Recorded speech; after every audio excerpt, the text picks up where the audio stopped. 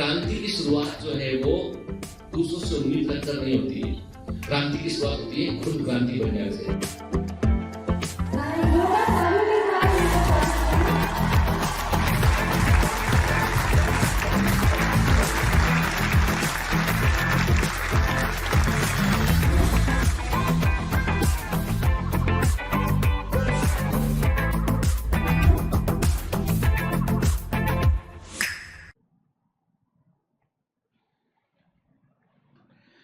Hello commandos, welcome to Biomentors classes online. I am doctor Jitendra Singh. तो चलिए बेटा आगे बढ़ते हैं। तो हम क्या पढ़ रहे हैं? हम पढ़ रहे हैं ह्यूमन रिप्रोडक्शन, जहां पर हमने काफी कुछ देख चुके हैं ऑलरेडी, और हम लगभग चैप्टर के आखिरी हिस्से में पहुंच चुके हैं, जहां पर पिछली क्लास में हमने बात किया था किसके ऊपर। हमने देखा था कि कैपेसिटेशन का मतलब क्या होता है। ठीक है, हमने जो है वो oogenesis को समझने की कोशिश की थी। हमने कैसे फॉलिकल मैच्योर होते हैं उसके बारे में हमने देखा था। आज हम पूरे ह्यूमन रिप्रोडक्शन का सबसे इंपॉर्टेंट पोर्शन पढ़ने जा रहे हैं, that is the menstrual cycle. और आप देखेंगे ट्रेंड रहा है पिछले 5 साल में कि इस पोर्शन से क्वेश्चन जरूर पूछा गया है। ठीक है, और this is one of the very very complicated portion in the human reproduction के। तो ह्यूमन रिप्रोडक्शन वाले चैप्टर में सबसे कॉम्प्लिकेटेड कोई पोर्शन है तो वो है मेंस्ट्रुअल साइकिल। ठीक है ना, क्योंकि उसमें कई सारे हार्मोन्स का लेवल है, उसमें कुछ ग्राफ इन्वॉल्व है, उसके अंदर 2 तरह की साइकिल इन्वॉल्व है, एक तो यूट्रस के अंदर चलने वाली साइकिल और दूसरी ओवरी के अंदर चलने वाली साइकिल। ठीक है, यानी हम सोचते हैं ना कि मेंस्ट्रुएशन का मतलब यह कि यूट्रस के एंडोमेट्रियम झड़ गया केवल। ठीक है, ऐसा नहीं है। ठीक है, यानी जो मेंस्ट्रुअल साइकिल है उसमें 2 जगह पर घटनाएं साथ में चल रही होती है, एक तो यूटेरस के अंदर, दूसरा ओवरी के अंदर। तो एक होती है ओवेरियन साइकिल, दूसरी होती है यूटेराइन साइकिल। क्लियर?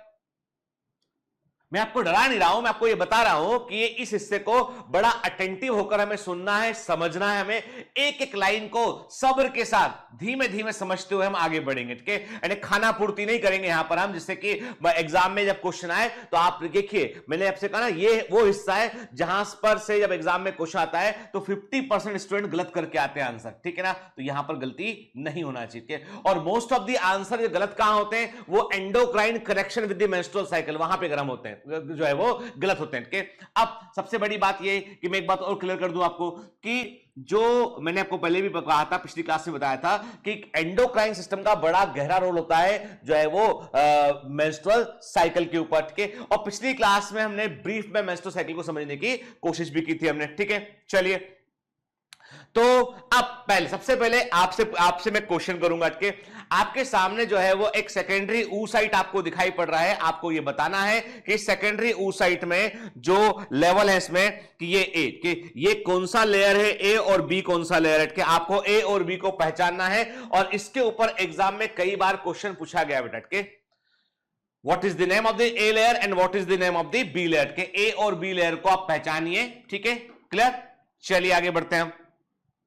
फिर आपको दूसरा क्वेश्चन आपसे यह है कि कैपेसिटेशन की प्रोसेस के, यानी कैपेसिटेशन की प्रोसेस किस जगह पर के, यानी प्लेस के, कहां पर स्पर्म का कैपेसिटेशन होता है, व्हाट इज द प्लेस, वो जगह क्या होती है। ठीक है ना, and which ion play very important role, कौन सा आयन इंपॉर्टेंट रोल प्ले करता है स्पर्म की मोटिलिटी को बढ़ाने के लिए, स्पर्म की गति को बढ़ाने के लिए। ठीक है, तो आपको बताना है कि कौन सा mineral ion important role play करता है स्पर्म की मोटिलिटी को बढ़ाने में। ठीक है, और कैपेसिटेशन की प्रोसेस ह्यूमन बॉडी में, फीमेल बॉडी में कहां पर होता है, मेल ह्यूमन बॉडी में कहां पर होता है। ठीक है ना, क्लियर? ये आपको बताना है। ठीक, चलिए आगे बढ़ते हैं। पिछली क्लास में मैंने आपसे कहा था कि हम ऐसा मानते हैं, टिपिकली हम ऐसा मानते हैं कि मेंस्ट्रुअल साइकिल की शुरुआत हम मानते हैं कहां से, जब से ब्लीडिंग शुरू होता है, मेंसेस शुरू होते हैं, वहां से मानते हैं हम। ठीक है ना, और यदि आप देखेंगे, मैं आपसे बोलूं कि मेंसेस का कितने समय होता है मेंसेस। ठीक है, तो अब हमारे दिमाग में ये बैठा हुआ है, एक परसेप्शन दिमाग में बैठा हुआ है कि मेंस्ट्रुअल साइकिल जो है वो 28 डेज का होना चाहिए, होता है। बिल्कुल सही बात है कि एवरेज है, 28 डेज एवरेज के, यानी सारी फीमेल्स का यदि हम मेंस्ट्रुअल साइकिल को देखें तो एक एवरेज निकलता है वो 29 डेज के आसपास का आता है, जो एक हेल्दी फीमेल के अंदर होता है। ठीक है, इसका मतलब ये बिल्कुल भी नहीं है कि यदि किसी का मेंस्ट्रुअल साइकिल जो है 35 डेज का है, किसी का मेंस्ट्रुअल साइकिल 35 डेज का है तो कोई एबनॉर्मलिटी है, ये भी गलत है। किसी का मेंस्ट्रुअल साइकिल यदि 21 डेज का है तो ये भी एबनॉर्मल नहीं है। मतलब there is a range, always biology में बेटा याद रखना हमेशा कि बायोलॉजी एक ऐसा जो है वो डिसिप्लिन है, एक ऐसा सब्जेक्ट है यहां पर हमेशा 2 और 2 4 नहीं होता, 2 और 2 5 भी हो सकता है, 2 और 2 3 भी हो सकता है, और 2 और 2 2 भी हो सकता है, ठीक है ना, क्योंकि ये लाइफ है, लिविंग बीइंग के सब एक जैसे नहीं, सबके जीन्स के थोड़े थोड़े परिवर्तन है के। तो इसका मतलब यह है कि मैंने देखा बहुत सारी क्वेरीज मेरे पास इस तरह के है कि सर मेंस्ट्रुअल साइकिल हमारा जो है वो 34 डेज का है, 35 डेज का है, तो क्या कुछ प्रॉब्लम है हमको, हमारा 22 डेज का है तो कुछ प्रॉब्लम है क्या हमको के। तो मैंने कहा ना बेटा कोई प्रॉब्लम नहीं है, ये रेंज है के, क्लियर। मैं एक डॉक्टर हूं, प्रैक्टिसिंग फिजिशियन हूं, मैं गूगल कर सकते हैं आप मेरा नाम, ठीक है। I have proper setup, I have patients, ठीक है ना। अभी ये है कि जरूर कोरोना पीरियड में पेशेंट को 1 to 1 हम नहीं देख पा रहे हैं, तो जो है वो कुछ ऐसा लगता है कि कुछ मिस हो गया, ठीक है।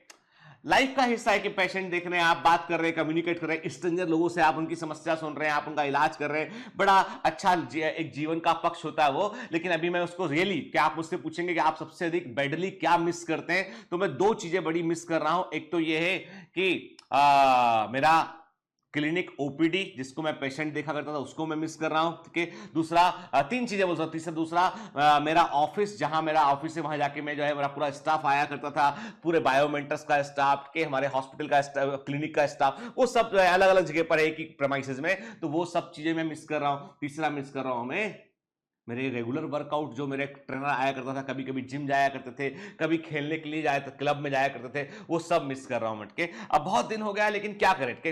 अभी चलो, तो अभी मैं आपको बताने की कोशिश करता हूं कि ह्यूमन लाइफ में वेरिएशंस तो यार होते हैं, ठीक है। तो उसको लेके अब कई लोगों का ये बोला कि सर आपने बताया कि जो है एनसीईआरटी में भी लिखा है कि मेंस्ट्रुअल साइकिल जो है वो 3 to 5 डेज, किसी ने कहा कि उसका 2 डेज का ही होता है, किसी ने कहा 7 डेज तक चलता है, ठीक है।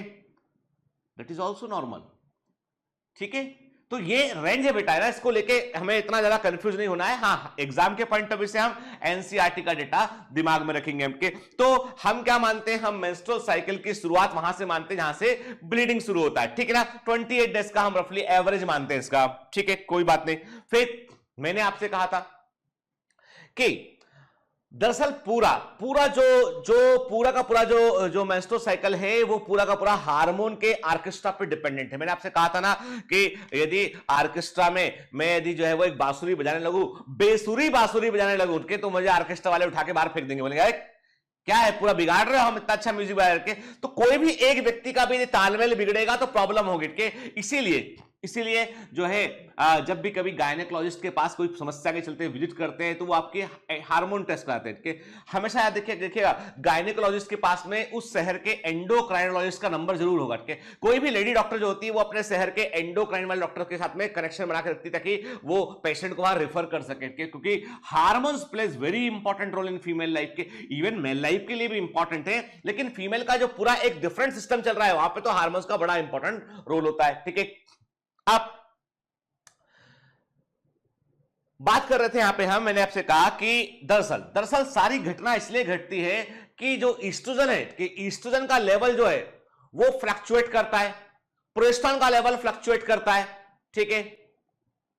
इंटरेस्टिंग बात है कि कार्पस लूटियम जो है वो प्रोजेस्टेरोन को बनाती है, और प्रोजेस्टेरोन जो होता है वो एंडोमेट्रियम की थिकनिंग को बनाए रखने में रोल प्ले करता है, ठीक है।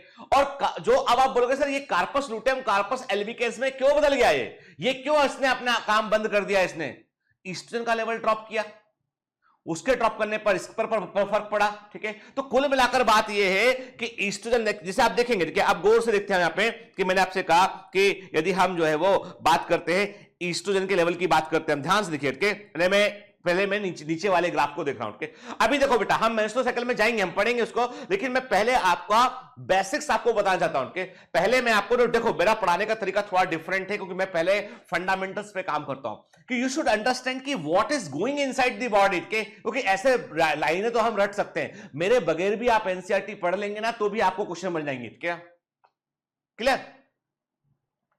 लेकिन यदि हमको 100% अप्रोच प्रॉपर अंडरस्टैंडिंग चाहिए तो आपको फिर मेरे साथ में मिलकर सोचना पड़ेगा आपको, के। तो हम सोचते हैं यहां पे कि हमने देखा कि यदि केवल हम इस ग्राफ में केवल एक चीज को हम याद करते हैं वो है ईस्ट्रोजन, और ईस्ट्रोजन को हम देख रहे हैं कि मेंस्ट्रुअल साइकिल के दौरान ईस्ट्रोजन ने क्या किया।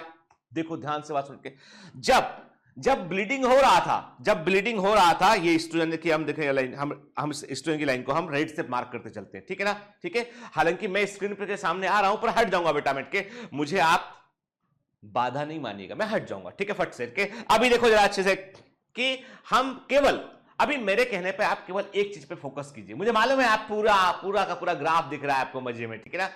अर्जुन बनिए, चिड़िया की आंख देखी थी उसने, जब बोला ना कि क्या दिख रहा है तुम्हें उस पेड़ पे बैठी चिड़िया पर निशान लगाने के लिए, कि उसकी चिड़िया की आंख पे निशाना लगाना है। सबने बोला, नकुल ने बोला, सहदेव ने बोला, महाभारत का किस्सा है कि बोला कि हाँ हमको ये भी दिख रहा है, हमें पेड़ दिख रहा है, डाली दिख रही है। अर्जुन से पूछा क्या दिख रहा है तुमको, अर्जुन ने कहा चिड़िया की आंख। बस उतना फोकस चाहिए हमको। यदि मैं बोलता हूं कि यहां पर तुमको सूर्य दिख रहा है तो तुम्हें सूर्य ही दिखना चाहिए, कुछ और नहीं दिखना चाहिए। समझ में आई बात, ठीक है। चलो अभी हम ईस्ट्रोजन पे फोकस करते हैं, ठीक है ना। आज का लेक्चर जो है हम बिल्कुल बातें करते करते हम निकालेंगे, इसको समझेंगे अच्छे से, हम के कॉन्सेप्ट पे बात करेंगे हम, ठीक है। हमने कहा डे जो ये ब्लीडिंग वाला दिन चल रहा है, क्या ये हमने रेड मार्क पे हमने कहा यहां पे ब्लीडिंग हुआ, मतलब एंडोमेट्रियम यानी यूट्रस का जो सबसे अंदर वाला लेयर है एंडोमेट्रियम, वो शेड कर रहा है, बाहर निकल रहा है, उठ के स्लॉटिंग हो रहा है, बाहर निकल रहा है, ब्लीडिंग हो रहा है, ठीक है। क्या देखा हमने कहा, अरे ईस्ट्रोजन का लेवल तो बिल्कुल एकदम बॉटम पे ईस्ट्रोजन का लेवल कम है के, और ये ब्लीडिंग चलता रहा 3 4 5 दिन हो गया, ठीक है, 5 डेज हो गया लगभग, ठीक है। अब जब ईस्ट्रोजन का लेवल कम रहा, जब स्टूडेंट का लेवल कम रहा तो सिंपल सी बात है कि इस स्टूडेंट के लेवल को बढ़ाने का के अब जो है अब मैसेज मिला किसको, मैसेज मिला ब्रेन को मैसेज मिला कि भैया बॉडी में स्टूडेंट कम है, क्या करना चाहिए। तो उन्होंने कहा भाई स्टूडेंट बनता कहां पर है, स्टूडेंट बनता कहां पे, ओवरी के अंदर जो डेवलपिंग ओवेरियन फॉलिकल है वो स्टूडेंट का बड़ा सोर्स है। क्लियर, ओवरी के अंदर जो डेवलपिंग ओवेरियन फॉलिकल है वो ईस्ट्रोजन का बड़ा सोर्स है, और फॉलिकल को प्रभावित करने वाला क्या है, फॉलिकल स्टिमुलेटिंग हार्मोन के। तो उन्होंने कहा एक काम करो कि एफएसएच के यानी फॉलिकल स्टिमुलेटिंग हार्मोन का लेवल बढ़ाओ, कि मैं यहां पे इसको रेड कर रहा हूं, ठीक है, बढ़ाना शुरू किया उन्होंने कहा, बढ़ाते हैं लेवल इसका, ठीक है। देखिए ना, ये फॉलिकल पहले से यहां से लेवल बढ़ाना, बढ़ रहा है कि ग्रेजुअली थोड़ा है ना, ये थोड़ा बढ़ेगा, इतने में फॉलिकल पे काफी असर पड़ेगा, क्योंकि फॉलिकल्स बड़ी संख्या में। आप बोलोगे सर ये ज्यादा क्यों नहीं बढ़ा एकदम, अरे भाई जरूरत ही नहीं है, थोड़ा सा लेवल बढ़ा देंगे एफएसएच का आप, तो फॉलिकल तो लाखों की संख्या में भरे पड़े अंदर ओवरी में के, काम करना शुरू कर देंगे फॉलिकल के, ईस्ट्रोजन का लेवल बढ़ने लगेगा के। अब देखिए फॉलिकल स्टिमुलेटिंग, अब जैसे देखिए अब आप बोलोगे सर, अब अपने दिमाग में आया सर ये एफएसएच का लेवल नीचे क्यों जा रहा है, आप बोलोगे सर ये नीचे क्यों जा रहा है, अरे भाई ईस्ट्रोजन का लेवल ऊपर जा रहा है, फीडबैक कंट्रोल है। क्या है बेटा, फीडबैक कंट्रोल है, समझो ना बात को। ईस्ट्रोजन कम था तो फॉलिकल स्टिमुलेटिंग हार्मोन जो है वो अधिक निकला, ईस्ट्रोजन बढ़ने लगा तो ये घटने लगेगा, कंट्रोल है ना ये तो, ठीक है। जैसे ईस्ट्रोजन कम हुआ तो एफएसएच निकला, ईस्ट्रोजन बढ़ा तो एफएसएच कम होने लगा, कि देखिए आप ईस्ट्रोजन का लेवल बढ़ रहा है, यहाँ पे बढ़ रहा है, बढ़ा, और ये लेवल बढ़ता रहा के, जैसे जैसे फॉलिकल मैच्योर हो गए लेवल बढ़ा। आप देखिए इफेक्ट देखिए, वहीं पर एफएसएच का लेवल अब घटने लगा, क्यों घटने लगा, ये जरूरत नहीं है, अब फॉलिकल काम कर रहे हैं, है ना, हुआ या नहीं हुआ ऐसा। तो प्रश्न ये है कि there is a connection, close connection between these endocrine glands के। तो क्या देखा हमने, कहा कि देखो है ना, आप कंफ्यूज मत होना बेटा, है ना, मैं समझ सकता हूं दुविधा कि सर क्या बोले चले जा रहे हो। मैं इतना बोल रहा हूं केवल कि देखो जब ब्लीडिंग हुआ उस समय ईस्ट्रोजन का लेवल काफी कम था, के, और इसीलिए ब्रेन को इंफॉर्मेशन मिला, ब्रेन ने कहा कि फॉलिकल से बोलो काम करें, कि फॉलिकल स्टिमुलेटिंग हार्मोन निकला, फॉलिकल ने काम करना शुरू किया, ईस्ट्रोजन का लेवल बढ़ने लगा, तो एफएसएच का लेवल फिर से डाउन हो गया। तो ग्राफ हमारा ऐसा बन गया, ये है ना बेटा, ऐसा ग्राफ बन गया ये एफएसएच वाला, ठीक है ना, ठीक। और ईस्ट्रोजन का ग्राफ कैसा बन गया, हमने कहा ये ईस्ट्रोजन का ग्राफ बना दिया हमने, ऊपर बढ़ रहा है, ठीक है ना, ठीक है। अब फॉलिकल पूर्णतः मैच्योर हो चुका, टर्सरी फॉलिकल ग्राफियन फॉलिकल बन चुका। और देखिए मैंने क्या कहा था, मैंने कहा था आपसे ईस्ट्रोजन को रिलीज करने वाले होते हैं डेवलपिंग फॉलिकल्स, क्या होते हैं, डेवलपिंग फॉलिकल। अब डेवलप्ड हो चुका फॉलिकल, अब वो क्या करने को तैयार है, वो ओव्यूलेशन के लिए वो तैयार हो चुका है, ठीक है। तो देखिए ओव्यूलेशन के लिए वो तैयार हो चुका है, ठीक है। अब इसका मतलब यहां पर अब जो है क्या होगा, अब यहां पर जो है वो ईस्ट्रोजन का लेवल जो है वो ड्रॉप करेगा, अब यहां पर जो है ईस्ट्रोजन का लेवल ड्रॉप करेगा, क्योंकि फॉलिकल मैच्योर हो चुका है, ठीक है। और डेवलपिंग फॉलिकल ईस्ट्रोजन आते हैं, मैच्योर फॉलिकल ईस्ट्रोजन नहीं बनाएगा, तभी तो ग्राफियन फॉलिकल जो है बाद में तुरंत प्रोजेस्टेरोन बनाने लगता है, क्या बनाता है, प्रोजेस्टेरोन का निर्माण करने लगता है, लेकिन अब देखो बेटा समझो बात को कि थोड़ा सा कॉम्प्लिकेटेड है पर समझने की कोशिश कीजिएगा कि डेवलपिंग फॉलिकल्स ईस्ट्रोजन को बना रहे थे, डेवलप्ड फॉलिकल जो क्रोफेन फॉलिकल है उसने कुछ हद तक प्रोजेस्टेरोन को बनाना शुरू कर दिया था उसने, ठीक है। और अब जैसे ही वो ओवुलेशन करेगा उसके बाद वो पूरी तरीके से प्रोजेस्टेरोन को बनाने लगेगा। देखिए आप प्रोजेस्टेरोन का लेवल देखते हैं, पूरे यहां तक पूरा बॉटम में था, पूरा बॉटम में चल रहा है, बॉटम में के, लेकिन जैसे ही फॉलिकल मैच्योर हुआ ये लेवल ऊपर बढ़ने लगा इसका थोड़ा सा ईस्ट्रोजन का, और ये अपोजिट वे में काम कर रहे हैं, ठीक है ना, क्लियर। अब देखिए बात, फिर क्या हुआ, जब अब यहां पे क्या हुआ, अब जैसे ही देखो, अब गौर से देखिए, जैसे ही मेंस्ट्रुअल साइकिल में ईस्ट्रोजन का लेवल नीचे गिरा, कहां पे बेटा, समझो मैं अभी केवल इस ग्राफ पर बात कर रहा हूं, आपको ये ग्राफ समझेंगे ना तो आगे बात समझ में अपने आप आएगी। मुड़ के ये ड्रॉप किया तो क्या होना चाहिए, अरे जैसे ईस्ट्रोजन ड्रॉप किया तो क्या होना चाहिए, फॉलिकल स्टिमुलेटिंग हार्मोन, फिर बोला अरे फिर से ड्रॉप कर गया है तो ईस्ट्रोजन फिर से निकला। अब क्या हुआ, फिर से देखिए, फिर से एक पीक यहां पे आया कि नहीं आया, किसके लिए आया, ईस्ट्रोजन बढ़ना चाहिए उसके लिए आया, ठीक है। तो ईस्ट्रोजन यहां पे ड्रॉप कर चुका, जैसे ही वो ड्रॉप किया तो क्या देखा हमने, फॉलिकल स्टिमुलेटिंग हार्मोन निकला और इसने फिर से ईस्ट्रोजन का लेवल थोड़ा सा मेंटेन किया, ठीक है। देखिए ना, मेंटेन किया इसने, इसको थोड़ा सा बढ़ाया इसने, इसको, है ना, ठीक है। फिर क्या हुआ, अब ईस्ट्रोजन का लेवल, अब उसके बाद क्या हुआ, जैसे ईस्ट्रोजन का लेवल थोड़ा बढ़ा तो आप देखो एफएसएच का लेवल फिर से नीचे गिर गया वो, ठीक है। ये ईस्ट्रोजन का लेवल देखिए आप, है ना, थोड़ा बढ़ा, एफएसएच फिर से नीचे गिर गया, ठीक। फिर क्या हुआ, फिर ईस्ट्रोजन का लेवल फिर से नीचे गिरने लगा लेवल इसका, ठीक है। मतलब there is a cyclical peak, ना, ईस्ट्रोजन का लेवल बढ़ा घटा, देखिए आप, है ना, ऑलमोस्ट आप देख सकते हैं कि ईस्ट्रोजन के लेवल में यदि आप देखेंगे तो आपको ऑलमोस्ट एक आपको यहां देखने मिला पीक और एक पीक यहां देखने मिला आपको, ठीक है ना, ईस्ट्रोजन के लेवल पे, है ना। केवल हम ईस्ट्रोजन की बात कर रहे हैं और उसके हम संबंध देख रहे हैं किससे, उसके संबंध देख रहे हैं हम किससे, एफएसएच से संबंध को देख रहे हैं हम यहां पे, ठीक है, क्लियर। अब ल्यूटिजाइंग हार्मोन की बात करते हैं, एलएच की बात करते हैं। एलएच ने क्या किया, ल्यूटिजाइंग हार्मोन ने क्या किया, उसने जो है वो आपका हम बात कर रहे हैं इस हार्मोन ने क्या किया, ये हार्मोन का लेवल शुरू से मेंस्ट्रुअल साइकिल में शुरू से ये कहां रहा बेटा, ये लेवल हम देख रहे हैं, इसका लेवल जो है वो आपको ये इस प्रकार से यहां पे कोई राइज देखने नहीं मिला, लेकिन at the time of ovulation के समय जो है हमको इसमें LH सर्ज देखने मिला, LH सर्ज देखने मिला और LH का लेवल बढ़ा और इस पॉइंट पर यहां पर ओवुलेशन हुआ, क्या हुआ, ओवुलेशन हुआ, और क्या बन गया, ग्राफेन फॉलिकल ने ओवुलेशन किया और सेकेंडरी oocyte को बाहर रिलीज किया और क्या बन गया, कार्पस लुटियम बन गया, ठीक है। कार्पस लुटियम बन गया मतलब लुटियल फेज की शुरुआत हो गई। जैसे ही कार्पस लुटियम बना तो कार्पस लुटियम में क्या काम किया, उसने जो है वो प्रोजेस्टेरोन को रिलीज करना शुरू किया, ठीक है, प्रोजेस्टेरोन को रिलीज करना शुरू किया उसने, ठीक है। अब ल्यूटिजाइंग हार्मोन जो है दैट इज इंपॉर्टेंट, ये इंपॉर्टेंट है क्योंकि कार्पस लुटियम को बनने में इसने तो रोल प्ले किया ना, कि जो ओवुलेशन हुआ कार्पस लुटियम बना, दैट इज द ल्यूटिजाइंग हार्मोन, ठीक है। अब क्या देख रहे हैं आप देख रहे हैं एलएच का लेवल जो है वो एकदम बॉटम, धीमे धीमे एलएच का लेवल बॉटम पे जाता चला जा रहा है और एकदम वो डाउन हो गया, एलएच का लेवल एकदम डाउन हो गया, ठीक है। इसीलिए हम क्या देख रहे हैं, कार्पस लुटियम भी जो है वो पहले जो है उसने ग्रो किया, उसने अपना प्रोजेस्टेरोन का लेवल बढ़ाया उसने, और उसके बाद क्या कि चूंकि कार्पस लुटियम अपने आप को मेंटेन ही नहीं कर पा रहा है, एलएच का लेवल ड्रॉप कर रहा है, वो मेंटेन नहीं कर पा रहा, इसलिए प्रोजेस्टेरोन भी कम होने लगा, तो कम हो गया के, और प्रोजेस्टेरोन कम हुआ तो यूट्रस की जो एंडोमेट्रियम है वो अपने आप को बनाकर नहीं रख सकती, क्योंकि यूट्रस के एंडोमेट्रियम को मेंटेन करने के लिए प्रोजेस्टेरोन की रिक्वायरमेंट होती है, ठीक है। This is the orchestra going inside the female body, के फीमेल बॉडी में आप देख रहे हैं कि हार्मोन्स का क्या रोल है, के चिंता मत कीजिए, मैं दोबारा बात करूंगा इस बार में, के अभी मैंने केवल आपको यह बताने की कोशिश की है कि ये जो ग्राफ है ना, ये ग्राफ कहानी है पूरी, यानी इन ग्राफ में पूरी एक स्टोरी छिपी हुई है कि बॉडी में होता क्या है, ठीक है। कौन किससे कनेक्टेड है ये भी हमको बात समझ में आ गई, फॉलिकल से फॉलिकल स्टिमुलेटिंग हार्मोन कनेक्टेड है, ल्यूटियम से ल्यूटिजाइंग हार्मोन कनेक्टेड है कि नहीं।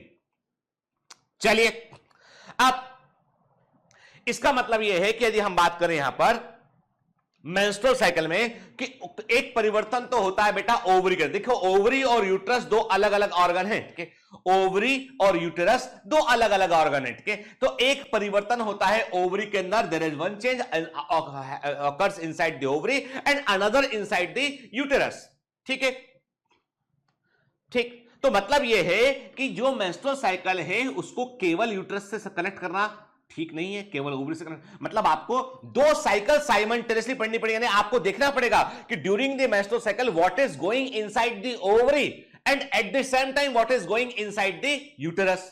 ठीक है ना, क्लियर? देखिए फॉर एग्जांपल हम ओवेरियन साइकिल की बात करें तो क्या देखिए, मैंने कहा कि लो ईस्ट्रोजन का लेवल के at the end of menses के, मेंसेस के जब ब्लीडिंग हो रहा होता है उस समय ईस्ट्रोजन का लेवल काफी कम होता है। मतलब ऑलमोस्ट देखिए आपकी, आप इस कार्टून से, कार्टून इसलिए दिखाया आपको ताकि आप इसको जो है वो आपको समझ में आए, चीज इमेजेस दिमाग में आना चाहिए। तो आप देख रहे हैं कि एम्प्टी तक ई पेट्रोल खत्म था गाड़ी का, तो ई में की रीडिंग आती है, वैसे आपको दिखाई पड़ रहा है कि ड्यूरिंग द ब्लीडिंग टाइम के दौरान ईस्ट्रोजन का लेवल जो है वो लोअर साइड के। एंड वन मोर थिंग के there are some people who are objecting the, मैंने कहा कि भाई फीमेल्स में हार्मोन से मूड स्विंग करता है, ठीक है। There are some people who is objecting कि सर आपने इसको थोड़ा सा फेमिनिस्टिक पॉइंट ऑफ व्यू से, this point is not correct, कि आपको ऐसा नहीं बोलना चाहिए कि ऐसा। लेकिन बेटा मैं यहां पर जो है, I am not talking about an social perspective, I am teaching you as a doctor के यू कैन गूगल इट, क्या आप कहीं भी जो है वो देख सकते हैं इंफॉर्मेशन को। आपको तमाम ऑथेंटिक वेबसाइट है, चाहे American academy of family physicians का मैं ऑफिशियल मेंबर हूं के, चाहे आप अमेरिकन कॉलेज ऑफ फिजिशियंस का मैं मेंबर हूं के, चाहे आप world organization for family doctors बोंका जिसका मैं मेंबर हूं के, किसी की साइट पे जाके देखेंगे आप। Even I am the member of the royal society of public health, MR जिसको हम बोलते हैं FRSPH, वो भी मैं उठ के लंदन की एक सोसाइटी का मैं मेंबर हूं उसका। तो आप जो है वो कहीं भी देख सकते हैं कि this is a big research going on के, big research going on this all this things के, and western people are using this knowledge के। इवन द कंपनीज, आपको पता है देयर आर फ्यू कंपनीज जो क्या होता है कि जैसे अमेरिका वगैरह में जो है मेडिकल इंश्योरेंस कंपलसरी है। आपको बता रहा हूं एक राज की बात, ठीक है, क्योंकि मैं यूएस में कई दिन रहा हूं। मेडिकल इंश्योरेंस कंपलसरी, वहां पे बगैर मेडिकल इंश्योरेंस के आप जो है वो आपको मतलब ये है कि वहां पे लेना ही पड़ेगा, आपको आप डॉक्टर के पास अप्रोच ही नहीं कर सकते। मेडिकल इंश्योरेंस कंपलसरी नहीं है तो बड़ी प्रॉब्लम है। सीटी स्कैन करवाते हैं अमेरिका में 1.5 लाख 2 लाख रुपए कॉस्ट पड़ती है कि MRI की कॉस्ट 3 लाख रुपए पड़ती है, तो कहां से पॉकेट से भरेगा आदमी।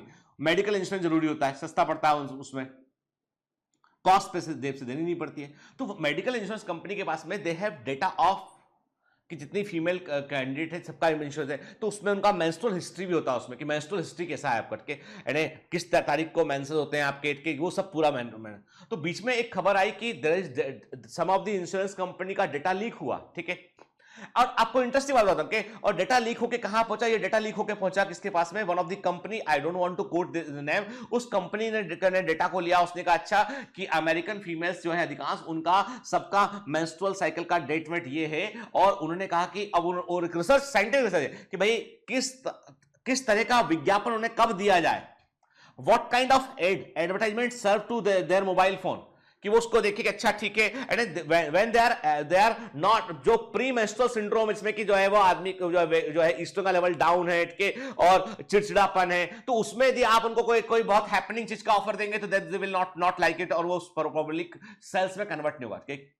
दे offer most of the thing at the time of ovulation के समय, ठीक है, वो जो उसका टाइम था ना, जो ईस्ट्रोजन का लेवल जब बढ़ना शुरू होता है, तब उन्होंने जो है कुछ जो फेमाइन प्रोडक्ट हुए अपने के, जो कॉस्मेटिक्स हुए के, जो ब्यूटीफाइंग एजेंट, उसके एड देना शुरू किया मोबाइल में। तो लोगों ने पैटर्न को ऑब्जर्व किया कि ये ऐसा क्यों है, हर कभी शुरू में ध्यान नहीं दिया, लोगों ने देखा अच्छा ये मतलब, फिर कहीं किसी के एम्प्लॉय ने उसकी बात बता दिया, वहां खबर आया, कोर्ट में केस चला, कंपनी पे फाइन हुआ, बड़ा लंबा चौड़ा कहानी है। ठीक है, आप बोलोगे आपने कहां पढ़ा, तो I read this case study during my MBA, जो हार्वर्ड का केस स्टडी है वो हम लोग अपने MBA में पढ़े। आप बोलोगे सर आपने MBA क्यों किया, बहुत लोग चिल्लाते थे कि MBA, तो मैंने कहा मैं भी देख लूं कि क्या होता है MBA के, तो मैंने कहा MBBS तो कर रखा है, MD सब बाकी सब चीजें कर रखी, तो कम से कम ये भी देख लेते हैं एक बार कि होता क्या है। ठीक है, चलिए, आपको क्या लगता है, अभी भी मैं अप्लाई करता रहता हूं, कई जगह पे मैं बताता नहीं हूं आप लोगों को, कई जगह पे मैं अप्लाई करता हूं और रिजेक्ट भी हो जाता हूं, कई जगह पे मैं रिजेक्ट भी हो जाता हूं, लेकिन मैं अप्लाई करता रहता हूं लगातार। आपको मेरा सबसे बड़ा नुकसान मालूम है किस चीज का, चलो आज थोड़ी सी बात भी कर लेते हैं यार बेटा ना, ठीक है। मेरा सबसे बड़ा नुकसान हुआ है इस कोरोना वायरस के चलते, मई का महीना।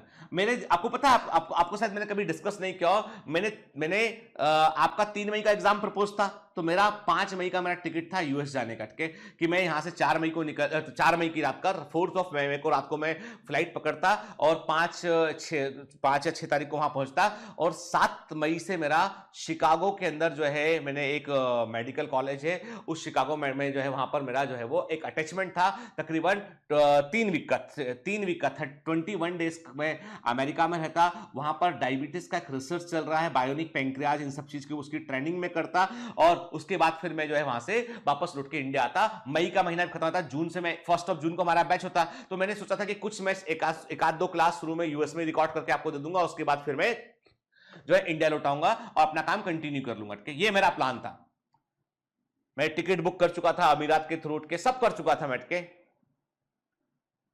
लेकिन ये कोरोना वाले बाबा आ गए ना, ठीक है, उन्होंने सारे प्रोग्राम कैंसिल कर दिए। मेरे 5-10 मेडिकल कॉन्फ्रेंस हुए के, बहुत मतलब आपको बता दूं कि फाइनेंशियली मुझे बहुत लोगों को नुकसान हुआ है। Even I lost the huge money कि मेरा कॉन्फ्रेंस मेरे सब कुछ, क्योंकि हम लोग कॉन्फ्रेंस जाते हैं बोलते हैं ना तो हमको फीस मिलता है उसका, ठीक है, पेशेंट्स क्लिनिक के एंड हमारा practice everything got suffered during this days, ठीक है।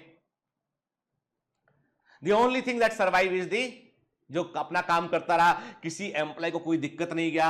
हमारे जो क्लिनिक के एम्प्लॉय हैं, जो हमारे एसोसिएट लोग थे, वो लोग को तो अभी उनको जो है वो बोला कि अभी छुट्टी पे रहो ना, उनको हाफ सैलरी दिया गया कि अभी आप अपना काम कर सके, क्योंकि अभी काम बंद है पूरा के। लेकिन जो चलता रहा वो बायोमेंट्रस ही था, जिसके सारे के सारे एम्प्लॉयज को सब कुछ घर बैठे मिलता रहा और अपना घर से वो काम करते रहे के, सब चीजें होती है लाइफ में। चलो, तो अभी मैं आपसे क्या बताने की कोशिश कर रहा था, मैं जहां बात शुरू किया था कि इस ई वाले एम्प्टी वाले मीटर को देखिए कि यहां पर ईस्ट्रोजन का लेवल जो है वो एकदम लोअर साइड के। अब क्या हुआ कि अब जैसे ये कम हुआ तो क्या हुआ कि ब्रेन ने, पिट्यूटरी ग्लैंड ने बोला कि एंटीपिट्यूटरी ग्लैंड ने बोला कि भाई निकालो इसको, बढ़ाओ लेवल करके।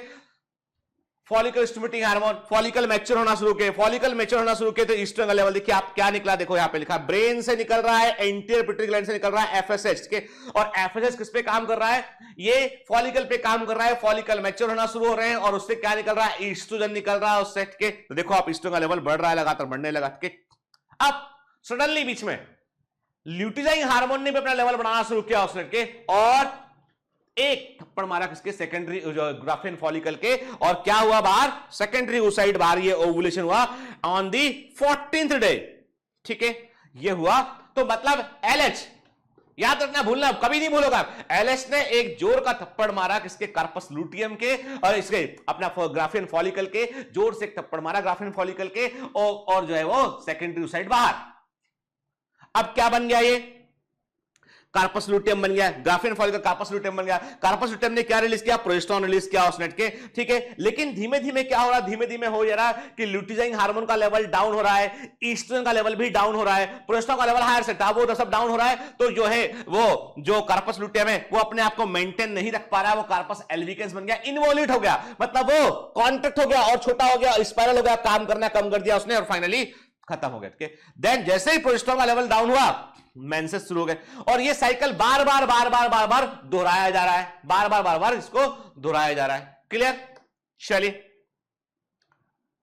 यही तो बात शुरू की थी, फिर से 30 मिनट लग गए इसमें।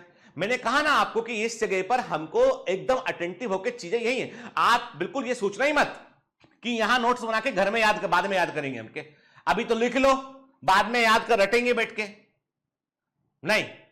आप क्लास में हैं मतलब सीख कर ही बाहर निकलेंगे, यहां से आप सीख कर ही बाहर जाएंगे, कि उसके बगैर मैं आपको जाने नहीं दूंगा, समझ गए, ठीक है। चलिए, तो अभी क्या कहा हमने, कहा कि मेंस्ट्रुअल फेज है, यहां पे एंडोमेट्रियम, अब देखो ये कहां पर हो रहा है, ये सारे परिवर्तन कहां पर हो रहे हैं, ये है uterine, this is the uterine cycle. अब ये परिवर्तन है यूटेराइन साइकिल के, कि यूटेरस में क्या हो रहा है, ठीक है। मान लिया, चलो हमने कहा कि जो ओवरी में क्या हुआ, ओवरी में देखा आपने मेंस्ट्रुअल फेज देखा आपने, फॉलिकुलर फेज देखा आपने, ओव्यूलेशन फेज देखा आपने, लूटियल फेज देखा आपने, और ये क्रम भी, अब आप बोलोगे सर इसका न्यूमोनिक बना दो, है ना, एक पासवर्ड दे दो कि हम याद कर लें इसको। काय भैया, फंडा समझने में प्रॉब्लम है क्या, क्यों रटे हम इसको?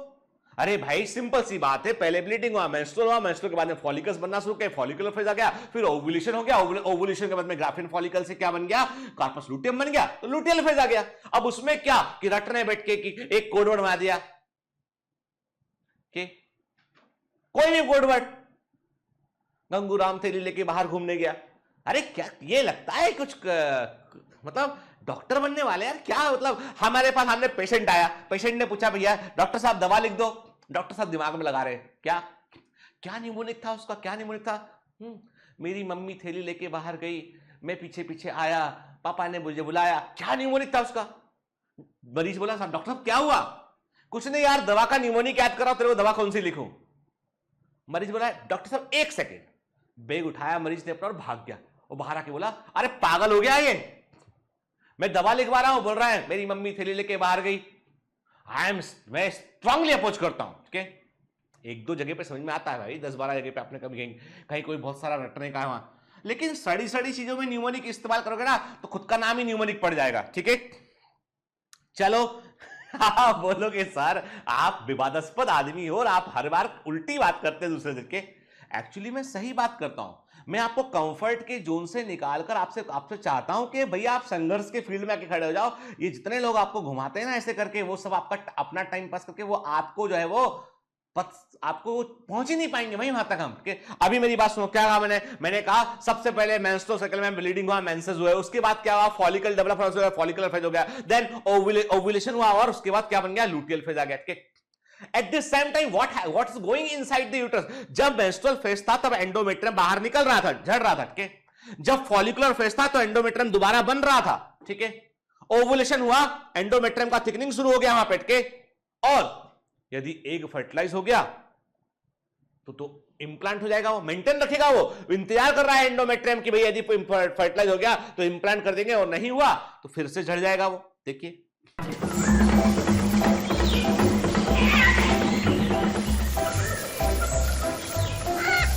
Hello. Sorry to disturb you in between the lecture. But it's important to inform you. You should download the BioMentors app from Google Play Store. We need your support, so please take the subscription to become an official commando of BioMentors. Bye bye. Continue your lecture. है ना, मतलब endometrium shade हुआ, endometrium जो है proliferate करना शुरू किया, यानी उसमें प्रोलिफरेशन हुआ, उसमें उसके बाद उसमें क्या हुआ, थिकनिंग हुआ उसमें, और फिर वो फिर से शेड कर गया। वो ये यूट्रस के अंदर घट रहा है, ये यूट्रस के अंदर घट रहा है। क्लियर? चलिए अब आते हैं, अब बात करते हैं क्या, नहीं तो आप बोलोगे सर आपने पॉइंट पढ़ना शुरू कर दिए। मैं आपको समझा चुका हूं सारी बातें बेटा, और इनको अब हम शब्दों में प्रो लेते हैं कि जो मैंने आपको कहानी सुनाई ना, इस कहानी को हम शब्दों में प्रो को देखते हैं कि क्या मतलब है इसका, ठीक है? The menstrual cycle is the regular natural changes that occurs in the female reproductive system that makes pregnancy possible. के बड़ी सिंपल सी के मेंस्ट्रुअल साइकिल यदि किसी को नहीं हो रहे हैं, किसी को मेंसेस नहीं हो रहे हैं, तो दो ही कारण हो सकते हैं कि या तो वो प्रेग्नेंट है या फिर इनफर्टाइल के। याद रखना बात करके, या मीनोपॉज हो चुका है या प्यूबर्टी अटेंड नहीं किया। चार पॉसिबिलिटी होगी ना भाई। यदि मेंस्ट्रुअल साइकिल नहीं है, नहीं हो रहा है, तो इसका मतलब दो, एक तो नंबर एक आपको नहीं पता बट ह्यूमन फीमेल है, उसको मेंस्ट्रुअल साइकिल नहीं हो रहा है, तो व्हाट आर दी पॉसिबिलिटीज के? नंबर एक, प्यूबर्टी नहीं हुआ, जो बच्ची है वो 12 साल से कम उम्र की है तो मेंस्ट्रुअल साइकिल नहीं होगा। दूसरा, the lady is must be more than 55 year, menopause हो चुका है इसलिए मेंस्ट्रुअल साइकिल नहीं हो रहा है। Number 3, the lady must be pregnant, वो प्रेग्नेंट हो सकती है इसलिए नहीं हो रहा है, ठीक है? Number 4, there may be medical problem, ठीक है? अदरवाइज एक नॉर्मल फीमेल जिसका नॉर्मल रिप्रोडक्टिव एबिलिटी इसके पास में है, उसका मेंस्ट्रुअल साइकिल तो उसमें होगा, ठीक है? यदि वो प्रेग्नेंट नहीं है तो होता रहेगा उसमें, ठीक है? एडल्ट है, प्यूबर्टी अटेंड कर चुकी है, मीनार्की हो चुका है, फर्स्ट मेंसेस आ चुका है पहले, मीनोपॉज अभी नहीं आया है, तो नॉर्मल रिप्रोडक्टिव साइकिल को एक मेंसेस जो मेंस्ट्रुअल साइकिल उसे रिप्रेजेंट करता है। क्लियर?